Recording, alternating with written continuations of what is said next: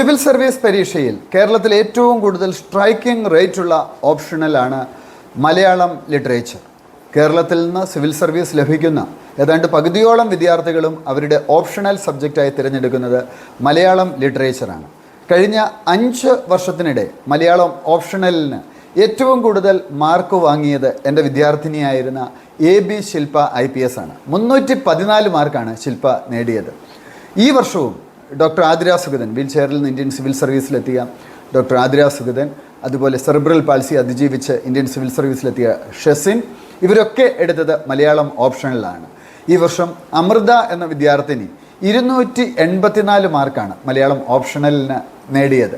അപ്പോൾ 300 മാർക്കിന് മുകളിലേക്ക് അല്ലെങ്കിൽ 280 മാർക്കിനൊക്കെ മുകളിലേക്ക് തീർച്ചയായിട്ടും നമുക്ക് സ്കോർ ചെയ്യാൻ പറ്റുന്ന ഒരു ഓപ്ഷണൽ സബ്ജക്റ്റാണ് മലയാളം ലിറ്ററേച്ചർ. ഞാൻ എഴുതിയ 3 പുസ്തകങ്ങൾ, മധുരം മലയാളം 1 and 2, ഒപ്പം ടോപ്പേഴ്സ് നോട്ട്, ഈ ഒരു മെറ്റീരിയൽസും നിങ്ങളുടെ ഓപ്ഷണൽ പ്രിപ്പറേഷന് നിങ്ങളെ വളരെയധികം സഹായിക്കും. അഞ്ജലി കഴിഞ്ഞ വർഷം സിവിൽ സർവീസസിലേക്ക് മലയാളം ഓപ്ഷണൽ എടുത്ത് കടന്നു വന്നു. ഷെറിൻ ഷഹാന മലയാളം ഓപ്ഷണൽ എടുത്തുകൊണ്ട് സിവിൽ സർവീസസിലേക്ക് കടന്നു വന്നു. ഇങ്ങനെ അനവധി വിദ്യാർത്ഥികളാണ് അബ്സല്യൂട്ട് IAS അക്കാഡമിയിൽ നിന്ന് മലയാളം ഓപ്ഷണൽ എടുത്തുകൊണ്ട് സിവിൽ സർവീസിലേക്ക് എത്തിയിട്ടുള്ളത്.